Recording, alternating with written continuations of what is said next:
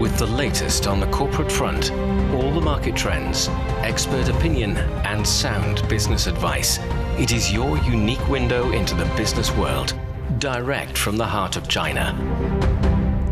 Hello and welcome to Biz Today. I'm Zhao Yang in Beijing. During President Xi Jinping's visit to France, China and France have issued joint statements on strengthening cooperation and coordination in multiple areas. The two sides have signed 18 cooperation agreements between government agencies in aviation, people-to-people exchanges, green development, and SME cooperation.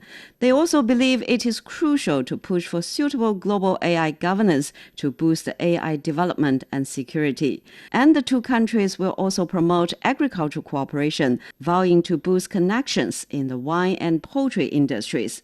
After France, President Xi Jinping also paid state visits to Serbia and Hungary. So what message does President Xi send during his tour of Europe? For more on this, joined us on the line now are Dr. Zhou Mi, Senior Research Fellow with the Chinese Academy of International Trade and Economic Cooperation, and also Yan Liang, Professor of Economics, Willamette University. So actually I will start with you talking about China-France cooperation. The two countries are highly complementary economically, which creates vast opportunities for trade and investment. So what are the implications of the increased bilateral exchanges between China and France? Right. So I think this bilateral relationship, especially on the economic front, are very important. So the two countries this year is celebrating the 60th anniversary of normalization or establishment of diplomatic relationships. And so I think in the past 60 years, we have seen, for example, the two-way trade has grown by 800 times. And now, as of 2023, China-France trade reached 79 billion euros. And the two-way trades are very much complementary. So, for example, China's top trade exports to France are mobile phones, computers, and some other manufacturing products, whereas the top French exports to China include, high-value consumer goods, high-value farm goods, and also aerospace, aircraft parts. And this kind of trade is mutually beneficial for both countries because of the complementary sort of nature to each other's economy. And when it comes to investment, France has a large amount of investment in China. As of, I think, 2021, there are about $18 billion of FDI stock in China. And China, at the same time, also invested heavily in France. Now there are about 900 Chinese firms employing 50,000 French workers in the local economy. And that really helped, with the economy. And the kinds of investments are in various sectors, mostly in, for example, joint ventures in EVs or in other automobile sectors. France is also invested a lot in China's nuclear energies. Both countries have some establishment in terms of nuclear energy cooperations for over 40 years now. So basically, I think, the trade and investment opportunities are really vast, are really full of potentials. And it's very likely that both countries will continue to deepen the kind of economic cooperations and ties. And Dr. Zhou, so how significant is the economic and trade cooperation between China and France? Actually, Yan mentioned France investment in China. So could you elaborate more on that? So it's estimated there are over 2,000 French invested businesses in China, right? Yeah, actually, as Ian mentioned, that we have so many areas, not only for the trade, but also for the investment. For both sides, we are really dependent on each other on many areas. As you also mentioned that we have signed so many agreements in the different areas like aviation, some agriculture, or even AI governance. I would argue that the reason for that is because these two economies have so many different parts. So many of the sectors and industries we are complementary, cooperate with each other. Like for example, we know that Airbus is one of the main the airplane manufacturers in the world. So it has a very strong support by the market, especially from China. So they decided to invest in Tianjin, in one of the cities in China, and also in another cities, trying to expand its ability. At the beginning, I was there to pay a visit. I found that at the beginning, it's just a factory to build the doors of the airplanes or some parts of the airplanes, but gradually it's becoming assemblers of the Airbus 320, maybe it's a version. So I would say that it is a kind of gradually having more trust on each other and trying to get better use of the resources for other side. And because of this investment, there are more assemblings or related supply chains are established around that areas. It's gradually becoming an even better support for Airbus development and manufacturing abilities. So they can produce more airplanes, not only to meet the demand of the Chinese market, but also other markets.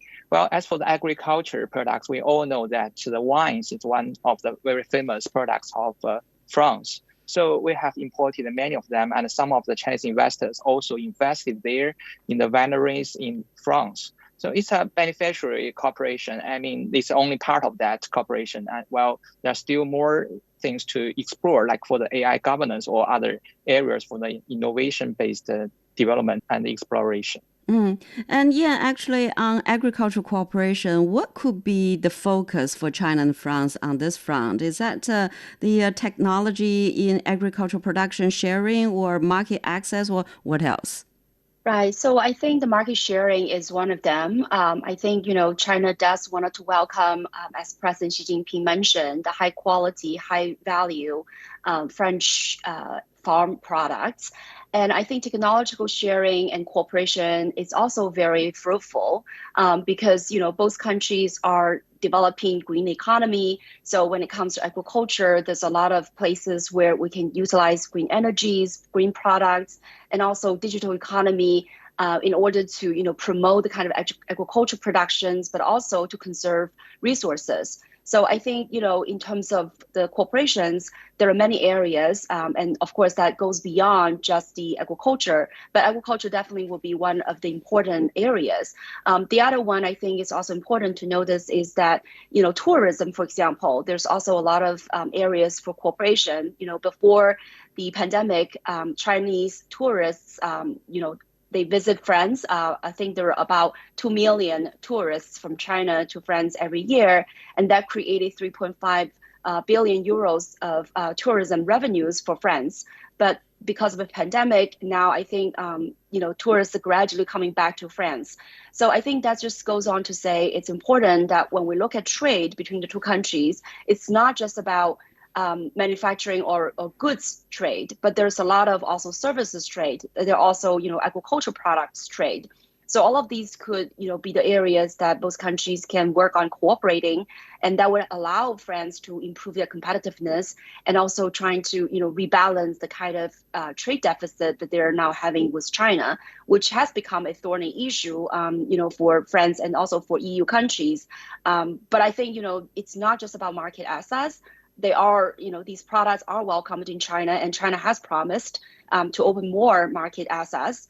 But I think also, these countries need to think about their own competitive advantage and also think about how to improve their own competitiveness. And yeah, for the AI governance cooperation, what strengths in the field of AI can China and France work on together to advance the responsible development of this vital technology? Right. I think that's a great question. And I think this is one of the major agreements from this visit, but also last year, April in 2023, both sides have already signed agreements in terms of AI governance. So I think I agree with you. There are two levels. One is the AI technological development. As we all know, China is very good in, for example, big data.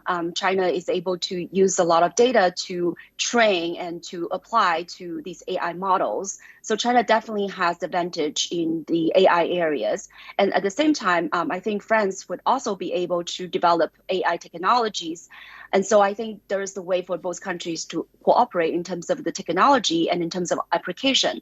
But the second level has to do with the governance. And so both sides agree to promote secure, reliable, and trustworthy AI systems. And so both sides agree to adhere to the principle of AI for good. So I think this is very significant in the sense that, we need the international standards to regulate AI. So both countries agree that, we need to maintain some flexibility in terms of the AI regulations, but at the same time to ensure, protections for personal data, the user rights, and also the rights of those whose work are used by AI. So I think this is very significant. And China invites friends to participate in the high-level meeting on global governance of AI for the World Artificial Intelligence Conference that is holding in Shanghai later this year.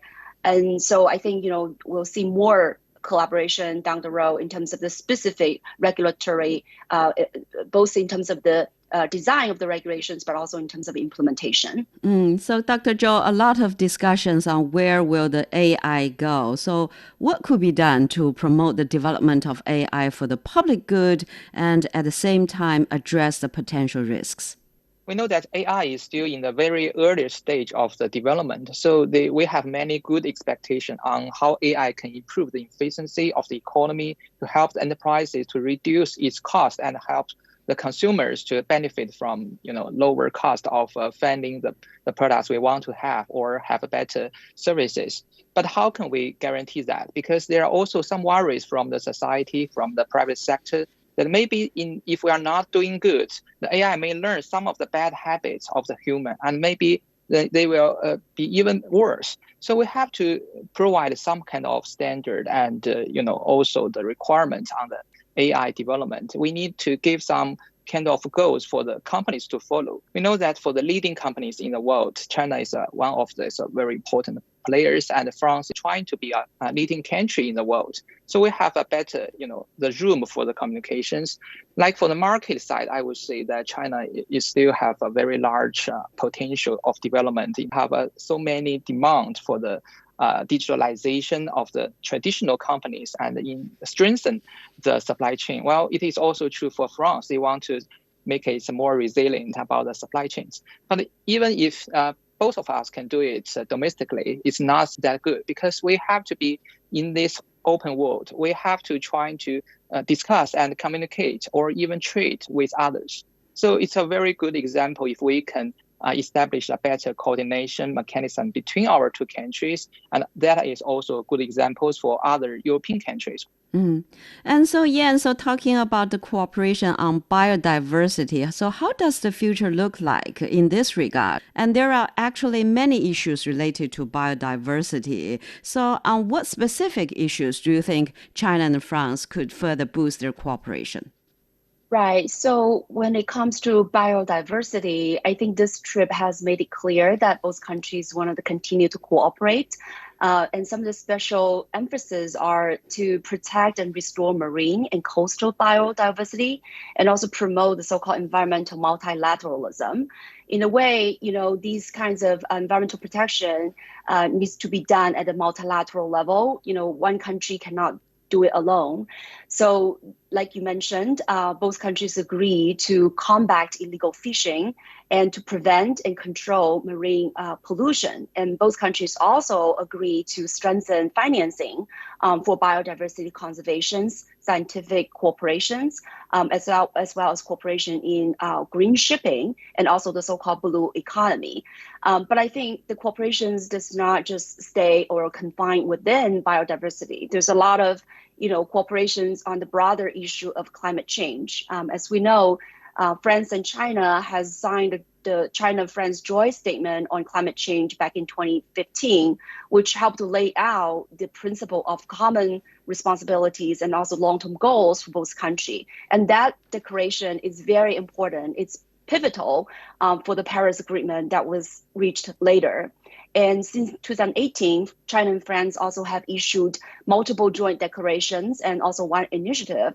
All of these are to emphasize cooperations in addressing climate change, for example, promoting climate financing and so on and so forth. So I think all these just shows that, both countries are putting, combating climate change as the top priority, and they're developing their own respective, green economies, but they are also going to cooperate, which I think is very essential for climate change, initiatives going forward. And so, Dr. Zhou, so what do you think is the importance of Sino-French cooperation within the context of Sino-European cooperation? We know that China-European, we have many years of cooperation, while China-France is a very special one because we are exploring not only on the traditional areas of cooperation like the agriculture, manufacturing, but also mainly on some of the innovative ways in those areas and fields.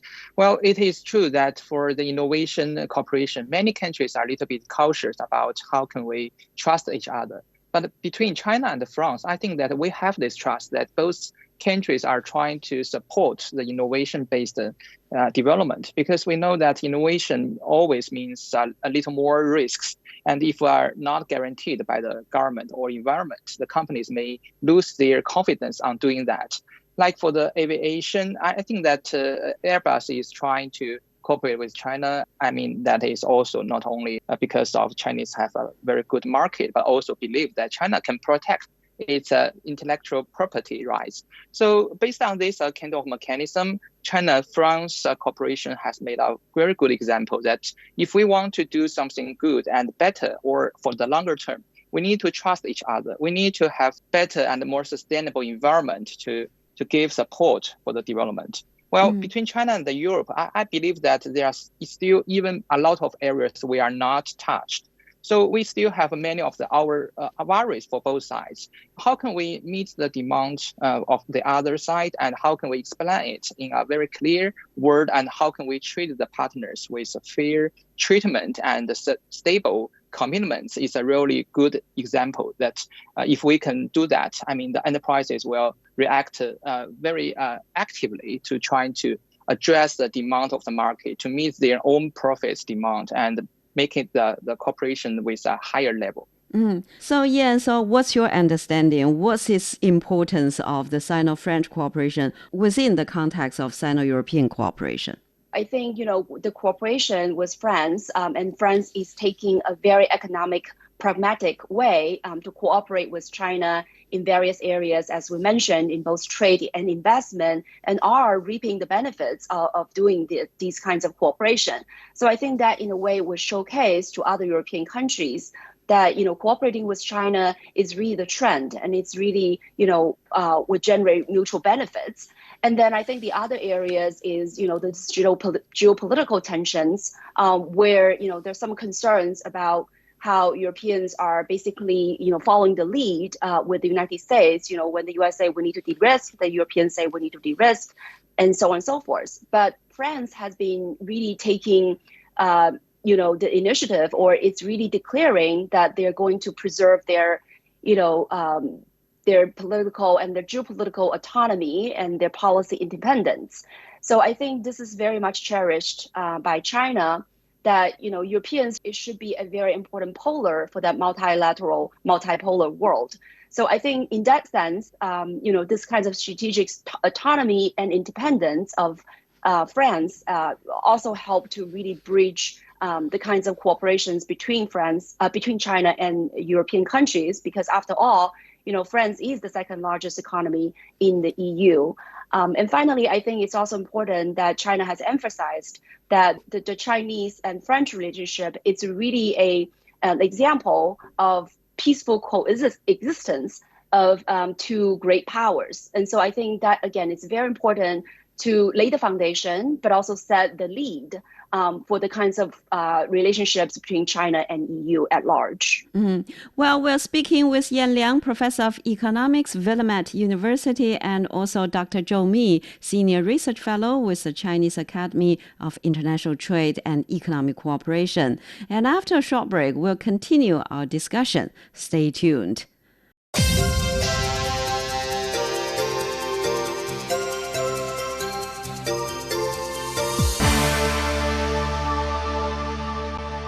Welcome back. And President Xi Jinping's visit to Europe also includes Serbia and Hungary. His visit to Serbia is his second visit to the country in 8 years. So, Yan, how do you look at the significance of this trip? Right. I think this is very important because as we know that China is cooperating and working with countries as long as they're open and friendly. So China's cooperation with European countries are not just confined to Western European countries. China has formed really ties with Serbia and also with Hungary. So both countries have very tight connections when it comes to trade, when it comes to investment. Serbia is China's first strategic partner in Central and Eastern Europe about 8 years ago. And now both sides just signed a joint declaration to follow the shared future. And so what that means is that, Serbia has, just signed a free trade deal with China last year, and that would go into effect this July. So in other words, many of the Serbian products will now, imported to China tariff-free in the next 5 or 10 years. And so I think that would be a huge boost to the Serbian economies. Also, China has been investing in Serbia in terms of, as we know, the railway going from Serbia from Belgrade to Budapest. And so that would be very significant because that really helped to connect Central and East Europe. And that would also help with the logistics when they eventually connect to the Greek or Italian port. So that would definitely also help to boost the kind of infrastructure between, Serbia and Hungary and in general, the more Central and Eastern Europe. And last but not the least, we know that China also invests very heavily in, for example, green energies in Serbia. Both sides just signed an MOU of $2 billion investment in renewable energy in the eastern part of Serbia, where there are a lot of minings are. And so that really helped to, improve the renewable energy production capacity in Serbia. And for Hungary, as we know that, a lot of investments are going into EV, in batteries. And so that not only would boost the local economies, but also help Hungary to really strengthen the production capacity of EVs and achieve the kinds of green transition, not only in Hungary, but also in the broader, European continent. So, Dr. Zhou, China and Serbia have agreed to upgrade their ties to jointly build a China-Serbia community of shared future. So could you explain more on that? And how will that, benefit both of the two countries? Yeah, I agree with Yan that, the cooperation between these two countries are really important, not only in our side, but also from the Europe side. Serbia is one of these countries that has a lot of, the potentials for development, and it has many potential and willingness to develop its manufacturing. And the resources are really one of its advantages. But the exporting, the destination, China is not one of the top 5. So actually, we still have many things to do with, balance or trying to improve the import from Serbia. And this agreement has put its, some of the priorities for what we can do to improve the bilateral cooperation. As we all know, that China is trying to expand the FTA, the free trade network in the world. We want to build not only a common one, but a high standard one. That means that we will cover more tariff-free products and also trying to develop many of the potentials in the trade, in services, and also in investment. So I believe this kind of mechanism will give more stable and guarantees for the companies who want to do business with Serbia.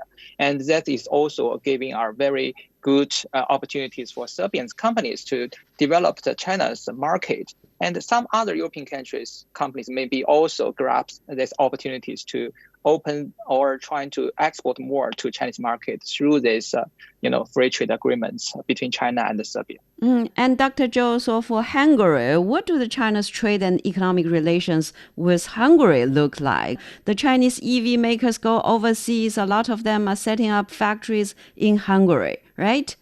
Yeah, they really want to get the opportunities for European markets because Hungary is one of the members of EU, so it have a potential to get access to the EU market.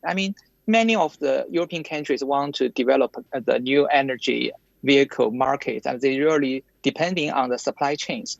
And overall, Dr. Zhou, how do you see the impact of President Xi's visit in boosting the economic cooperation between China and Europe this time? I think that is a really impact on the possibilities. We know that China and the EU will have some of this communication, but mainly in the past several years, the EU leaders come to China, and it is not that for the people in the EU countries to understand what China really is if they are not seeing the Chinese leaders, well, together with the delegation of many of the enterprises to come there. Like I saw a video that when President Xi went to the southern part of France with the president of Macron, the local people are really very happy about that because they really understand that Chinese people are very friendly and they really want to establish better connections with the European countries. Well, I would argue that, European is still in a very tough time. It's want to recover and have a strengthened abilities in the development. So we should try to improve the mutual trust to each other and meet the demand based on the market rules instead of just by some of the judgments maybe from the other countries. So what do you think are the prospects of China-EU economic and trade ties in the near future? Right. So I think, again, there's a huge potential for the cooperations because as we know, the current world is multilateral and China and EU are each other's second largest trade partner. And so there's a lot of complementary industries. There are a lot of, mutually beneficial areas for cooperation, not only in trade, investment, finance, technology, people-to-people exchanges, and so on and so forth. So I think with this trip, it really helped to boost the leadership level exchanges and help to strengthen political trust and help to foster cooperations and economic ties. But also, I think it really helped to stabilize the China-EU relationships. I think the visit has very much values. Because this year marked the 60th anniversary of China-France diplomatic relations, 75 years anniversary of China and Hungary's diplomatic relationships. It does come with a lot of deliverables, as we just talked about, certain agreements that have been signed and, some of the joint declarations have shown, the directions of the future cooperation. So I think that is very important. Well, we're speaking with Yan Liang, Professor of Economics, Willamette University, and also Dr. Zhou Mi, Senior Research Fellow with the Chinese Academy of International Trade and Economic Cooperation. And that's all the time we have for this edition of Biz Today. I'm Zhao Yang in Beijing. Thank you so much for listening.